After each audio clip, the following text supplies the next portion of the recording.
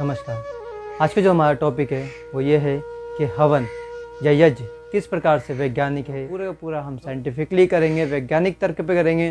कोई spiritual book को नहीं उठाएंगे, किसी भी तरीके की स्पिरिचुअल बातें नहीं करेंगे। जो भी करेंगे वैज्ञानिक तर्क के हिसाब से करेंगे। ठीक है, तो सबसे पहले हम बात करते हैं हवन कुंड की। जो हवन कुंड होता है उसकी जो बनावट होती है वो आपने देखी होगी कि नीचे से जितना वो चौड़ा और छोटा होता है, ऊपर से आते आते वो उसका 3 गुना हो जाता है। ऐसा क्यों है, कभी आपने सोचा है? ऐसा तो नहीं है कि जिसका जो मन आया वो वैसा बना दिया, नहीं। इसके पीछे एक वैज्ञानिक तर्क है। हवन कुंड की जो शेप होती है वो इस प्रकार से इसलिए होती है, वो कारण सिर्फ यही है ताकि उसमें जब अग्नि डाले तो अच्छे से वो चीज़ें दहन हो।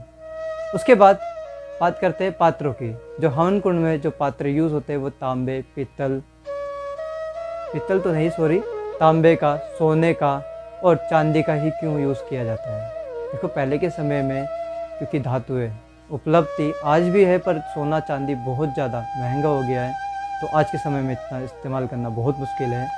तो तांबे के बर्तन आज के समय में लोग सामान्य यूज़ करते हैं। देखो तांबा इतना गुणकारी होता है कि यदि आप रात्रि में तांबे के अंदर रखे हुए पानी को रखोगे और सुबह उस जल को पियोगे तो आपकी प्रतिरोधक क्षमता भी बढ़ती है, आपके अंदर जो न्यूट्रिशन है वो भी बनता है और हमारे स्वास्थ्य के लिए के भी बहुत लाभकारी है। और ये मैं नहीं कह रहा, ये विज्ञान कह रहा है, ये जो डॉक्टर है ये वो कह रहे हैं, जो साइंटिस्ट है ये वो लोग बात कर रहे हैं। ठीक है, फिर हम बात करते हैं लकड़ियों की। ऐसा नहीं है लकड़ियाँ कोई सी भी यूज़ हो जाए, हम लकड़ियों के पीछे भी एक कारण है कि हम आम की, पीपल की या पीपली की या अन्य लकड़ियाँ, चंदन वगैरह की लकड़ियाँ, क्योंकि चंदन तो सुगंधित होती है इस कारण से चंदन का, तो या अन्य लकड़ियाँ क्यों इस्तेमाल करते हैं। देखो समझो, आम की जो लकड़ी होती है या फिर पीपल की लकड़ी होती है, पहले हम पीपल के वृक्ष की बात करते हैं। आपको शायद पता नहीं होगा कि पीपल का वृक्ष एकमात्र ऐसा वृक्ष है जो सुबह और रात्रि में दोनों समय वो ऑक्सीजन देता है। बाकी के अन्य जितने भी वृक्ष हैं वो सारे के सारे सुबह ऑक्सीजन देते हैं और रात्रि में कार्बन डाइऑक्साइड देते हैं। तो इसी कारण से आपने देखा होगा मंदिरों के आगे पीपल का वृक्ष है, उसकी पूजा करी जाती है, बरगद के पेड़ की पूजा करी जाती है। क्यों करी जाती है, कभी आपने सोचा है? वो इस कारण से करी जाती है क्योंकि वो एकमात्र ऐसा वृक्ष है जो इतना कीमती है। ठीक है, अगर मैं बोलूँ कि वो डायमंड होता है ना, डायमंड, ठीक है, वो डायमंड है।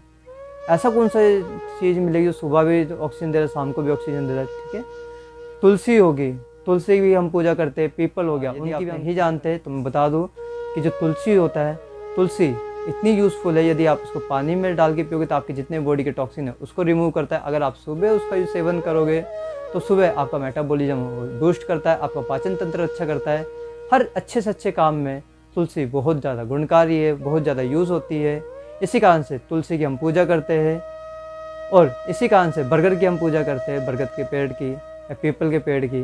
वो यही है क्योंकि अच्छा पहले के टाइम पे कहा जाता था कि रात्रि में पीपल के पेड़ के नीचे मत जाओ, भूत होता है, जिन होता है, कुछ चिपक जाएगा। तो ऐसा नहीं था, आपको पहले के लिए टाइम पे इसलिए कहा था क्योंकि देखो लाइट नहीं थी पहले के समय में। ठीक है, इलेक्ट्रिसिटी नहीं थी, तो क्या होता था कि रात्रि में कोई जीव जंतु, क्योंकि ऑक्सीजन रिड्यूस कर रहा है तो कोई जीव जंतु उसके पास होगा, कोई जहरीला जीव जंतु होगा, तो आप अगर वहाँ पे जाओगे तो आपको काट लेगा, आपको हानि हो जाएगी। इस कारण से मना करते थे। पहले के टाइम पे कहा था रात में नेल्स मत काटो, बुरा होता है, घर की बरकत जाती है। वो सब वजह यही थी क्योंकि रात्रि में, पहले के समय में रात्रि में लाइट नहीं हुआ करती थी, तो आप नेल्स के साथ अपने हाथ ना काट लो, इस कारण से कहा जाता है। ठीक है, जो भी चीज़ें कही गई है एक वजह है पीछे कहने के लिए, बस उसको कहने का ना करी गई है तो क्यों करी गई है। ठीक है, भूत जिन वगैरह आदि चीज़ों को तो ऐसे ही डाल देते हैं, बाकी के इनकी असली वजह कुछ और ही होती है। ठीक है, तो बात करते लकड़ी की। लकड़ी का जो चयन करते हैं हम पीपल का या आम की लकड़ी का इसलिए करते हैं क्योंकि आम की लकड़ी और पीपल की लकड़ी में ऑक्सीजन ज़्यादा होता है।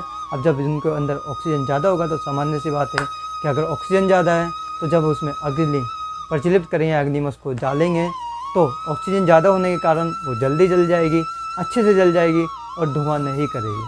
ठीक है, इसलिए कुछ जगह कहा जाता है कि यज्ञ से, हवन करने से ऑक्सीजन रिड्यूस होता है। अब वो किस प्रकार से होता है, मैंने अपने टीचरों से पूछा सर ये किस प्रकार से होता है, इसके पीछे किस ऑक्सीजन का होता है, तो उन्होंने बताने की कोशिश करी बट मेरे को समझ में नहीं आया। जब मैंने अपनी कुछ रिसर्च करी तो उसमें कुछ ऐसी चीज़ें थी जो मतलब समझ में मेरे नहीं आई। तो उसमें जो तर्क दिए थे, बुक्स में जो तर्क दिए, मैंने 2-3 बुक्स अभी तक रीड करी है, उसमें कोई जो तर्क वगैरह दिए उससे मैं सेटिस्फाइड नहीं हो पाया, इसलिए मैं आपके साथ शेयर नहीं करूँ। और इसलिए मैं नहीं बोलूँगा कि जो हवन है उससे ऑक्सीजन बनता होगा, बट मैं अभी प्रूफ नहीं कर पाऊँगा, ठीक है, किस हिसाब से बनता है, किस हिसाब से नहीं बनता, वो प्रूफ नहीं कर पाऊँगा, ठीक है। तो मैं उस चीज़ का भी क्लेम नहीं करूँगा। कल को मैं आपको बोल दूँ कि हवन से ऑक्सीजन रिड्यूस होता है और फिर आप मेरे ऊपर गालियाँ देने लग जाओ, ठीक है। तो वो चीज़ें नहीं करूँगा, जो चीज़ें मेरे को पता है, जो साइंटिफिक, जिनको मैंने रीड करा है साइंटिफिकली, वो बातें करेंगे। जो साइंटिफिक चीज़ें नहीं है वो नहीं करेंगे। अभी के लिए मैं मना करूँगा। फ्यूचर में अगर रिसर्च हुई या कुछ ऐसा हुआ तो फिर हम आपको बोलेंगे, ठीक है, फिर मैं आपको बताऊँगा कि किस हिसाब से रिड्यूस होता है, बट अभी के लिए नहीं, ठीक है। तो लकड़ी यूज़ करने का मतलब यही होता है, क्योंकि उसमें ऑक्सीजन ज़्यादा है, ठीक है, अच्छे से जलती है, धुआं कम देती है, जितनी सामग्री है वो अच्छे से दहन हो जाता है। इस कारण से हम उस लकड़ी का यूज़ करते हैं, ठीक है। जो हमारे मंत्र होते हैं, सबसे पहले जो ध्वनि होती है, ठीक है, ध्वनि हमारे मस्तिष्क पे शारीरिक रूप में, मानसिक रूप में इतना तगड़ा प्रभाव डालती है जिसकी कोई हद नहीं। आज मॉडर्न साइंस में, आज मॉडर्न युग में साउंड के द्वारा थेरेपी करी जाती है। अल्ट्रासाउंड हो गया, अल्ट्रासोनिक हो गया, अन्य जो उपकरण हो गए, ये सारे के सारे ध्वनि पे ही काम करते हैं। अल्ट्रासाउंड होते हैं, ये वाइब्स डालते हैं, वाइब्स टकराती है तो जाके उसके पास पिक्चर क्रिएट होती है, कहाँ पे स्टोन है, बच्चा कैसा, जो भी अल्लाह जो चीज़ें है वो अल्ट्रासोनिक हो गया, ये सारी की सारी वेव्स ये साउंड पे ही काम करती है। तो इसी प्रकार से जो हमारे मंत्र है, मंत्र भी इसी प्रकार से काम करते हैं।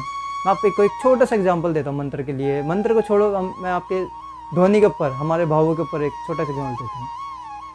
बहुत पहले के समय की बात है, एक कबीला था, ठीक है।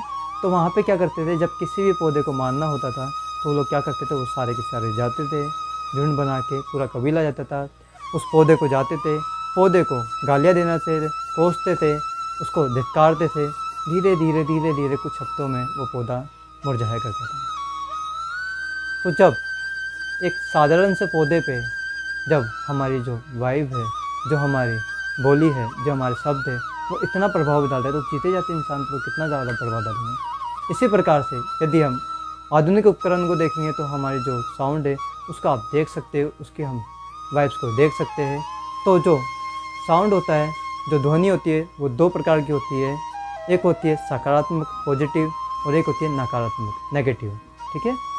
तो मंत्रों में कुछ ऐसे शब्दों का उच्चारण करा जाता है जो सकारात्मक होती है, जिससे जब आप उन मंत्रों का उच्चारण करते हैं तो आप देखते हैं कि उन मंत्रों से आपके मस्तिष्क पे मानसिक रूप से इतना अच्छा प्रभाव आता है। एकमात्र यदि हम ओम का सिर्फ और सिर्फ ओम का उच्चारण करें तो हाई बीपी, अनिंद्रा जिनको समस्या होती है, या डिप्रेशन जिन लोगों को ये समस्या होती है, ये साइंटिफिकली है, मैं कोई बातें नहीं बना रहा अपनी तरफ से, ये सारी की सारी रिसर्च है, ठीक है। अगर आप जाओगे देव संस्कृति की साइड पे जाओगे तो उन्होंने बहुत अच्छा अध्ययन करा, गायत्री मंत्र पर उन्होंने बहुत अच्छा अध्ययन करा हुआ है, ठीक है। तो ये सारी की सारी वो जो बातें कर साइंटिफिकली है, ठीक है। मनगढ़ंत नहीं कर रहा, कि ऐसा नहीं है कि मैं कोई भी अपनी तरफ से बातें मिला, मैं एक शब्द भी अपनी तरफ से नहीं मिला रहा, सारा का सारा साइंटिफिकली चीज़ें बता रहा हूँ, सारी की सारी बुक्स की रीड करता, सारी की सारी जो रिसर्च करी गई है उन पर बता रहा हूँ। तो एकमात्र ओम से आपके हाई बीपी, डिप्रेशन और अनिद्रा जैसी समस्याएं दूर हो जाती है। उसके अलावा कई सारे एक्सपेरिमेंट करे गए, जिसके अंदर कुछ बच्चों का समूह ले लिया, एक ग्रुप और बी ग्रुप में, उनको 2 भागों में बांट दिया। तो जो एक ग्रुप वाला बच्चा है उसको जब गायत्री मंत्र का उच्चारण करवाया प्रतिदिन, और जो बी ग्रुप वाला है उनको नहीं करवाया, तो एक ग्रुप वाले बच्चों को जब उनको उच्चारण करवाया तो उनका मानसिक जो स्तर है वो बहुत बढ़ गया था, पढ़ने की कैपेसिटी बढ़ गई थी, फोकस लेवल बढ़ गया था, उनकी ग्रोथ अच्छी हो रही थी। वहीं पे जो दूसरे बच्चे थे वो थोड़े से लेजी हो रहे थे, उनके अंदर कोई भी ज़्यादा कहते हैं ना कि विद्धि वो नहीं हुई थी, कोई भी ऐसे। मंत्रों में इतनी पावर होती है, तो जब मंत्रों का हम उच्चारण करते हैं तो हमारे आसपास का जो वातावरण है वो पूरा का पूरा शुद्ध हो जाता है, उसमें पॉजिटिव एनर्जी आ जाती है और सुनने वाले को बहुत अच्छा फील होता है, ठीक है। एक तरह की थेरेपी होती है मंत्र। बात करते हैं घी की। देखो जो गाय का घी है उसे अमृत कहा गया। अमृत क्यों कहा गया है? ऐसे ही नहीं कहा गया, ठीक है। अमृत कहने के पीछे एक रीजन है, उसके अंदर जो न्यूट्रिशन होते हैं उसके कारण उसे अमृत कहा। गाय के घी के अंदर ओलिक एसिड, ये बैक्टीरिया रोधक होता है। उसके अलावा पामेटिक एसिड, ये दिमाग को शांत रखने में बहुत मदद करता है। उसके अलावा stearic acid, myristic acid, linoleic acid, butyric acid, lauric acid. Lauric acid anti fungal का काम करता है, ये फंगस से बचाता है।